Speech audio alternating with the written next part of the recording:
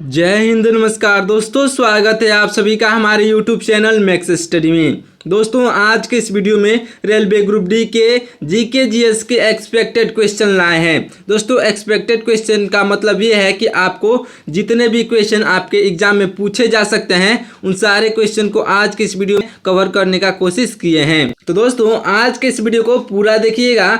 चलिए दोस्तों वीडियो को स्टार्ट करते हैं। देखिए आपका पहला प्रश्न है, भारत की सबसे लंबी तटरेखा वाला राज्य कौन सा है। दोस्तों भारत की सबसे लंबी तटरेखा वाला राज्य जो है यह हो जाएगा गुजरात। दोस्तों गुजरात जो है आपका बिल्कुल राइट आंसर हो जाएगा। देखिए गुजरात की तटरेखा भारत में सबसे लंबी है। दोस्तों गुजरात की तटरेखा जो है भारत में सबसे लंबी है, याद रखिएगा। कुल लंबाई है जो है इसकी लगभग 1600 किलोमीटर है।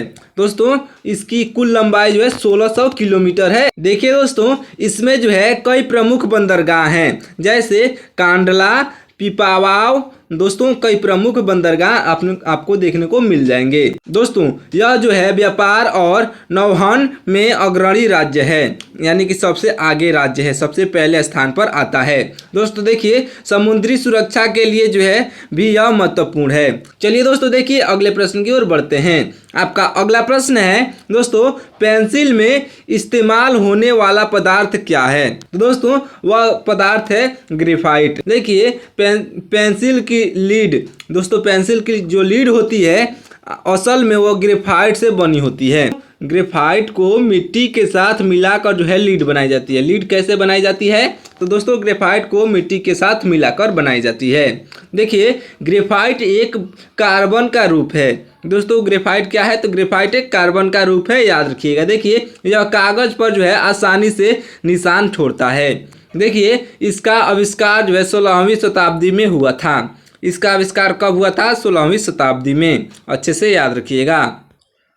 देखिए दोस्तों आपका अगला प्रश्न है, भारतीय राष्ट्रीय कांग्रेस की स्थापना किस वर्ष हुई थी। दोस्तों ये क्वेश्चन बहुत इंपॉर्टेंट है, इसलिए मैं इस क्वेश्चन को आपको बार बार पढ़ाता हूं। दोस्तों भारतीय राष्ट्रीय कांग्रेस की स्थापना जो है यह 1885 ईस्वी में हुई थी। ऑप्शन नंबर ए 1885 में जो है बिल्कुल राइट आंसर हो जाएगा। देखिए दोस्तों इससे जुड़े फैक्ट हम लोग देख लेते हैं। देखिए दोस्तों भारतीय राष्ट्रीय कांग्रेस की स्थापना जो 1885 में हुई थी। इसके संस्थापक दोस्तों ए.ओ. ह्यूम थे। दोस्तों भारतीय राष्ट्रीय कांग्रेस के संस्थापक कौन थे, क्वेश्चन ऐसे भी पूछता है। तो दोस्तों ए.ओ. ह्यूम जो थे इसके संस्थापक थे। दोस्तों पहला अधिवेशन बॉम्बे में हुआ था। दोस्तों इसका पहला अधिवेशन कहाँ हुआ था, तो बॉम्बे में हुआ था। इसमें जो है 72 प्रतिनिधियों ने भाग लिया था। यह जो है आज़ादी की लड़ाई में अग्रणी संगठन था। चलिए अगले प्रश्न को देखते हैं। दोस्तों देखिए कार्य का एसआई मात्रक क्या है। दोस्तों याद रखिएगा कार्य का एसआई मात्रक जो है यह हो जाएगा joule. Option number B joule जो है आपका बिल्कुल राइट आंसर हो जाएगा। चलिए दोस्तों देखिए इससे जुड़े फैक्ट हम लोग देख लेते हैं। दोस्तों कार्य और ऊर्जा का एसआई मात्रक जूल होता है। दोस्तों कार्य का भी जो एसआई मात्रक है जूल होता है और ऊर्जा का भी एसआई मात्रक जूल होता है। दोस्तों एक जूल बराबर जो है 1 न्यूटन इंटू 1 मीटर होता है, यानी कि 1 न्यूटन गुणे 1 मीटर होता है 1 जूल बराबर। याद रखिएगा दोस्तों क्वेश्चन पूछा जा सकता है। देखिए इसे जो है अंग्रेज वैज्ञानिक जेम्स जूल के नाम पर रखा गया। दोस्तों इसे जो है अंग्रेज वैज्ञानिक जेम्स जूल के नाम पर रखा गया। 1 जूल मतलब जूल क्यों रखा गया, तो दोस्तों जेम्स जूल के नाम पर रखा गया था। देखिए ऊर्जा को भी जूल में मापा जाता है। दोस्तों ऊर्जा को किस में मापा जाता है, तो जूल में भी मापा जाता है। यह जो है भौतिकी में महत्वपूर्ण इकाई है। दोस्तों जो है जूल यह भौतिकी में यानी कि जो है फिजिक्स में एक महत्वपूर्ण इकाई है, यानी कि यूनिट्स है, याद रखिएगा। चलिए दोस्तों देखिए अगला प्रश्न। दोस्तों आपका अगला प्रश्न है, देखिए प्रसिद्ध गेटवे ऑफ इंडिया कहाँ स्थित है। दोस्तों प्रसिद्ध गेटवे ऑफ इंडिया जो है यह मुंबई में स्थित है। ऑप्शन नंबर सी मुंबई जो है इस क्वेश्चन का राइट आंसर होगा। चलिए दोस्तों देखिए इससे जुड़े फैक्ट हम लोग देख लेते हैं। दोस्तों गेटवे ऑफ इंडिया जो है मुंबई में अरब सागर के किनारे स्थित है। दोस्तों गेटवे ऑफ इंडिया मुंबई में किस जगह पर स्थित है, तो दोस्तों अरब सागर के किनारे स्थित है। इसका निर्माण जो है 1924 में हुआ था। दोस्तों ब्रिटिश राजा जो है जॉर्ज पंचम दोस्तों याद रखिएगा, जॉर्ज पंचम के भारत दौरे की याद में बना था। दोस्तों भारत घूमने आया था, इसकी याद में बना था। देखिए यह पर्यटकों के आकर्षण का केंद्र है। यह यहाँ से ही जो है एलिफेंटा द्वीप के लिए बोट चलती है। चलिए दोस्तों देखिए अगले प्रश्न को। देखिए आपका अगला प्रश्न है, मानव शरीर की सबसे बड़ी ग्रंथि कौन सी है। दोस्तों मानव शरीर की सबसे बड़ी ग्रंथि जो है यह हो जाएगी ऑप्शन नंबर सी, यानी कि यकृत, यानी जिसे हम लोग लीवर कहते हैं। दोस्तों मानव शरीर की सबसे बड़ी ग्रंथि है लीवर। देखिए यकृत जो है मानव शरीर की सबसे बड़ी ग्रंथि है। यह पीतरस बनाता है। दोस्तों विषैले पदार्थों को निष्क्रिय करता है। यकृत क्या करता है, तो दोस्तों विषैले पदार्थों को जो है निष्क्रिय कर देता है, यानी कि उसका प्रभाव नहीं पड़ने देता है। देखिए शरीर में जो है पोषक तत्वों को संग्रहित करता है। यह क्या करता है दोस्तों, शरीर में जो है पोषक तत्वों को संग्रहित करता है। यह जो है पाचन तंत्र का महत्वपूर्ण हिस्सा है। दोस्तों यकृत जो है एक पाचन तंत्र का महत्वपूर्ण हिस्सा है, याद रखिएगा। देखिए दोस्तों आपका अगला प्रश्न है, अर्थशास्त्र नामक पुस्तक के लेखक कौन थे। तो दोस्तों याद रखिएगा, अर्थशास्त्र नामक पुस्तक के लेखक जो हैं यह हो जाएंगे चाणक्य, यानी कि कौटिल्य, जो जिसे हम लोग चाणक्य कहते हैं। आपका ऑप्शन नंबर बी चाणक्य जो है हो जाएंगे। दोस्तों अर्थशास्त्र जो है कौटिल्य द्वारा रचित ग्रंथ है। अर्थशास्त्र क्या है, एक ग्रंथ है जो कि जो है चाणक्य के द्वारा रचित है। देखिए दोस्तों जो है कौटिल्य को चाणक्य या विष्णुगुप्त भी कहते हैं। दोस्तों देखिए यह मौर्य शासन की जो है प्रशासनिक पुस्तक है। यह जो है मौर्य शासन की प्रशासनिक पुस्तक है। इसमें जो है अर्थ, राजनीति और कूटनीति वर्णित है, याद रखिएगा। देखिए यह जो है चंद्रगुप्त मौर्य के सलाहकार थे, अच्छे से याद रखिएगा। चलिए दोस्तों देखिए आपका अगला प्रश्न। आपका अगला प्रश्न है, किस धातु को धातुओं का राजा कहा जाता है। ऑप्शन नंबर सी जो है धातुओं का राजा सोना है। Option number C right answer हो जाएगा। दोस्तों सोना जो है बहुमूल्य धातु मानी जाती है और बहुमूल्य धातु है भी। देखिए यह जो है चमकदार, लचीली और जो है जंग प्रतिरोधी है। यह क्या है, तो दोस्तों इसमें ना जंग लगता है और यह जो है लचीली भी है और जो है चमकदार है। यह जो है गहनों में सबसे ज़्यादा प्रयोग होता है। इससे जो है सबसे ज़्यादा गहने बनाए जाते हैं। दोस्तों प्राचीन काल में मुद्रा के रूप में भी प्रयोग होती थी। यह जो है प्राचीन काल में मुद्रा के रूप में भी प्रयोग होती थी। इसकी अंतर्राष्ट्रीय कीमतें नियंत्रित होती हैं। चलिए दोस्तों देखिए आपका अगला प्रश्न। देखिए गोबर गैस में मुख्य रूप से कौन सी गैस होती है। तो दोस्तों देखिए गोबर गैस में मुख्य रूप से जो है यह गैस होती है मीथेन। दोस्तों मीथेन जो है आपका बिल्कुल राइट आंसर हो जाएगा। याद रखिएगा आपका ऑप्शन नंबर सी मीथेन जो है बिल्कुल राइट आंसर हो जाएगा। दोस्तों गोबर गैस का मुख्य घटक मीथेन है। इसमें जो है 55 से 65% जो है मीथेन होते हैं। दोस्तों यह जो है ग्रामीण ऊर्जा का बड़ा स्रोत है। यह क्या है, ग्रामीण ऊर्जा का जो है बड़ा स्रोत है। यह गोबर और जैविक अपशिष्ट से बनता है। यह किससे बनता है दोस्तों, यह जो है गोबर और जैविक अपशिष्ट से बनती है। इससे जो है खाना पकाने और बिजली बनाने में मदद मिलती है। इससे जो है खाना पकाने और बिजली बनाने में भी मदद मिलती है। देखिए आपका अगला प्रश्न। दोस्तों अगला प्रश्न है, भारत में श्वेत क्रांति के जनक किसे माना जाता है। दोस्तों भारत में जो है श्वेत क्रांति का जनक यह माने जाते हैं ऑप्शन नंबर बी, यानी कि वर्गीज कुरियन। दोस्तों वर्गीज कुरियन जो है आपके बिल्कुल राइट आंसर हो जाएंगे। दोस्तों देखिए इससे जुड़े फैक्ट जो है डॉक्टर वर्गीज कुरियन को जो है मिल्क मैन ऑफ इंडिया कहा जाता है, क्योंकि दोस्तों इन्होंने ऑपरेशन फील्ड शुरू किया। इससे जो है भारत दुनिया का सबसे बड़ा दूध उत्पादक देश बना। अमूल डेयरी इनमें जुड़ी है। दोस्तों इनमें जो है अमूल डेयरी जुड़ी है। श्वेत क्रांति ग्रामीण अर्थव्यवस्था को मजबूत बनाती है। श्वेत क्रांति जो है ग्रामीण अर्थव्यवस्था को जो है मजबूत बनाती है, ये भी याद रखिएगा। चलिए दोस्तों देखिए आपका अगला प्रश्न है सौरमंडल का सबसे बड़ा ग्रह कौन सा है। दोस्तों याद रखिएगा सौरमंडल का सबसे बड़ा ग्रह जो है यह हो जाएगा आपका ऑप्शन नंबर सी, यानी कि बृहस्पति जो है सौरमंडल का सबसे बड़ा ग्रह है। याद रखिएगा option number C right answer हो जाएगा। इससे जुड़े फैक्ट जो हैं यह जो है बृहस्पति ग्रह जो है सौरमंडल का सबसे बड़ा ग्रह है। इसका व्यास जो है लगभग 1,42,984 किलोमीटर है। दोस्तों इसके 95 से अधिक चंद्रमा हैं। इसके कितने चंद्रमा है? 95 से अधिक। यह जो है गैसीय ग्रह है। इस पर विशाल लाल धब्बा एक बड़ा तूफान है। दोस्तों इस पर जो है विशाल लाल धब्बा जो है एक बड़ा तूफान है। दोस्तों चलिए अगले प्रश्न की ओर। आपका अगला प्रश्न है अजंता की गुफाएं किस राज्य में स्थित हैं। दोस्तों ये क्वेश्चन आपके आरआरबी ग्रुप डी एग्जाम के लिए बहुत इंपॉर्टेंट है। दोस्तों अजंता की गुफाएं जो है किस राज्य में स्थित हैं। तो दोस्तों यह है महाराष्ट्र में। ऑप्शन नंबर बी महाराष्ट्र जो है इस क्वेश्चन का बिल्कुल राइट आंसर हो जाएगा। अजंता की गुफाएं महाराष्ट्र में हैं। देखिए दोस्तों अजंता गुफाएं महाराष्ट्र में और महाराष्ट्र के औरंगाबाद में हैं। दोस्तों महाराष्ट्र के भी जो है औरंगाबाद में है। यहाँ बौद्ध चित्रकला और मूर्तिकला मिलती है। यहाँ पर जो है बौद्ध चित्रकला और मूर्तिकला मिलती है। इनका निर्माण जो है 2री शताब्दी ईसा पूर्व में शुरू हुआ। इसका निर्माण कब शुरू हुआ? तो दोस्तों दूसरी जो है शताब्दी ईसा पूर्व में शुरू हुआ।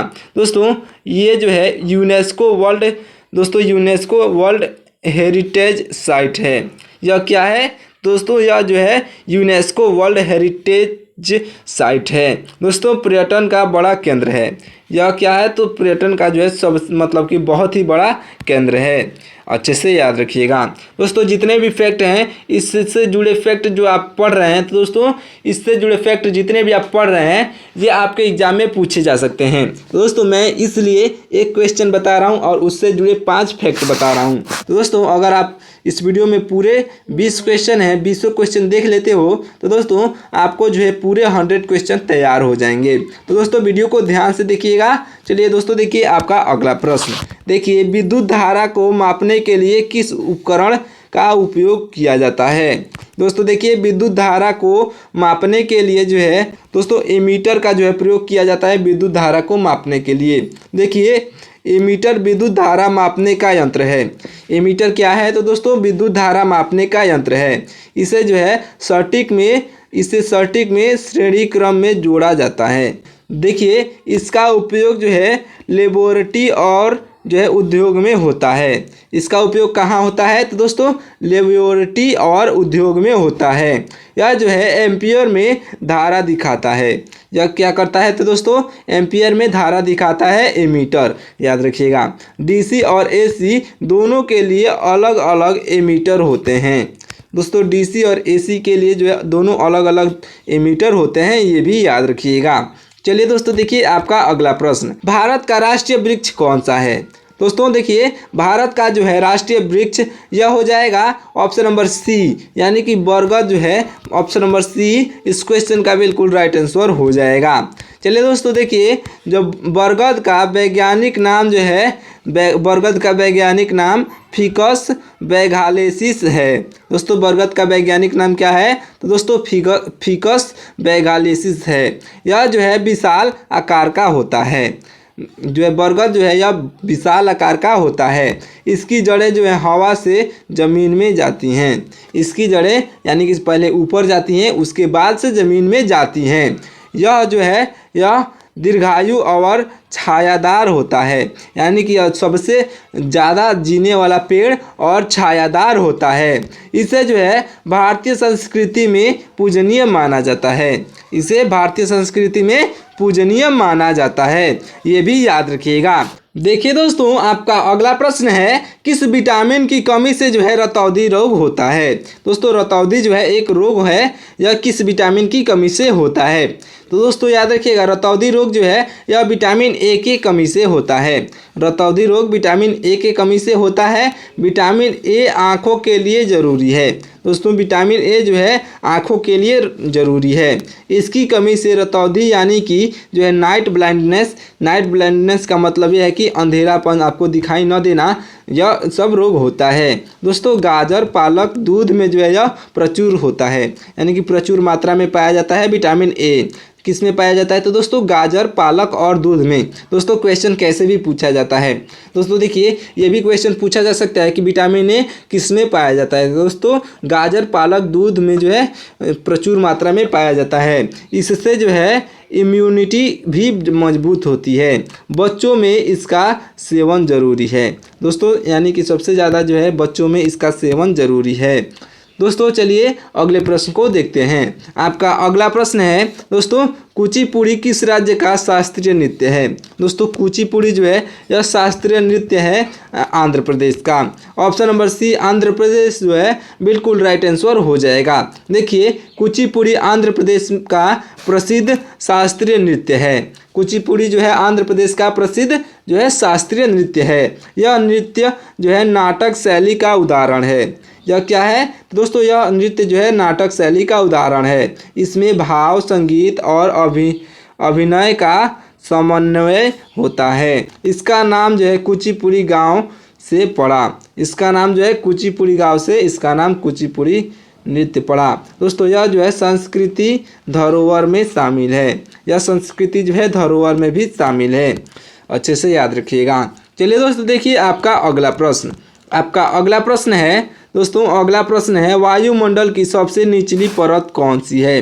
दोस्तों देखिए वायुमंडल की सबसे निचली परत जो है यह क्षोभ मंडल हो जाएगा। ऑप्शन नंबर बी क्षोभ मंडल जो है वायुमंडल की सबसे निचली परत है। देखिए क्षोभ मंडल पृथ्वी के वायुमंडल की सबसे निचली परत है। यह जो है यह सतह से 8 से 16 किलोमीटर तक फैली होती है। दोस्तों मौसम जो है मौसम परिवर्तन यहीं से होता है। मौसम का परिवर्तन जो है यहीं से होता है क्षोभ मंडल से। देखिए बादल और वर्षा इसी में बनते हैं। दोस्तों बादल और वर्षा जो है इसी में बनते हैं। हवाई जहाज़ अधिकतर यहीं तक उड़ते हैं। हवाई जहाज़ इससे ऊपर नहीं उड़ पाते हैं, याद रखिएगा। हवाई जहाज़ लगभग जो है यहीं तक उड़ते हैं, उससे ऊपर नहीं जाएंगे, नहीं तो दोस्तों ऊपर ही रह जाएंगे। ऊपर जो है ग्रेविटी नहीं है, इसके कारण ऊपर ही रह जाएंगे। चलिए दोस्तों देखिए आपका अगला प्रश्न। अगला प्रश्न है, देखिए दोस्तों अगला प्रश्न है भारत का सबसे बड़ा बंदरगाह कौन सा है? यानी कि भारत का सबसे बड़ा पोर्ट कौन सा है? तो दोस्तों भारत का सबसे बड़ा बंदरगाह जो है मुंबई है। ऑप्शन नंबर सी मुंबई जो है भारत का सबसे बड़ा बंदरगाह है, याद रखिएगा। देखिए दोस्तों इससे जुड़े फैक्ट हम लोग देख लेते हैं। मुंबई बंदरगाह को जो है बॉम्बे पोर्ट भी कहते हैं। यह जो है प्राकृतिक गहरा बंदरगाह है, यानी कि इसे खुदाई करके नहीं बनाया गया है दोस्तों, यह प्राकृतिक है, यह प्राकृतिक बंदरगाह है। देखिए देश का सबसे व्यस्त बंदरगाह जो है यही है। कौन सा दोस्तों? मुंबई पोर्ट, यानी कि मुंबई बंदरगाह जो है देश का सबसे व्यस्त बंदरगाह है। यहाँ से आयात निर्यात होता है, यहाँ से जो है आयात निर्यात भी होता है। ज्वार भाटा बंदरगाह के जो है ज्वार भाटा बंदरगाह के संचालन में मदद करता है। दोस्तों यह जो है ज्वार भाटा जो है बंदरगाह के संचालन में भी मदद करता है, याद रखिएगा। चलिए दोस्तों देखिए आपका अगला प्रश्न। अगला प्रश्न है दोस्तों, आपका अगला प्रश्न है न्यूट्रॉन की खोज किसने की थी? दोस्तों देखिए न्यूट्रॉन की खोज जो है करने वाले James Chadwick, option number C हो जाएंगे। दोस्तों जेम्स चैडविक ने जो है न्यूट्रॉन की खोज की थी। चलिए दोस्तों देखिए इससे जुड़े फैक्ट हम लोग देख लेते हैं। दोस्तों देखिए न्यूट्रॉन की खोज जो है 1932 में जेम्स चैडविक ने की थी। दोस्तों न्यूट्रॉन की खोज कब हुई थी? तो 1932 में किसके द्वारा? जेम्स चैडविक के द्वारा। देखिए यह जो है परमाणु के नाभिक में होता है।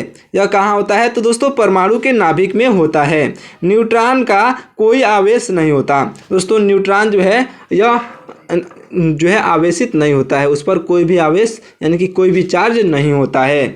यह परमाणु ऊर्जा और रिएक्टर में ज़रूरी है। यह कहाँ जरूरी है? तो दोस्तों परमाणु ऊर्जा और रिएक्टर में ज़रूरी है। चैडविक को 1935 में नोबेल पुरस्कार मिला था। दोस्तों जेम्स चैडविक को जो है 1935 में नोबेल पुरस्कार से सम्मानित भी किया गया था। अच्छे से याद रखिएगा। चलिए दोस्तों देखिए वीडियो को यहीं पे समाप्त करते हैं। मिलते हैं किसी और इन्फॉर्मेटिव वीडियो में। तब तक के लिए आप हमारे व्हाट्सएप चैनल को ज्वाइन करके साथ ही साथ इस वीडियो को लाइक करके और चैनल को सब्सक्राइब कर लीजिएगा। चलिए मिलते हैं किसी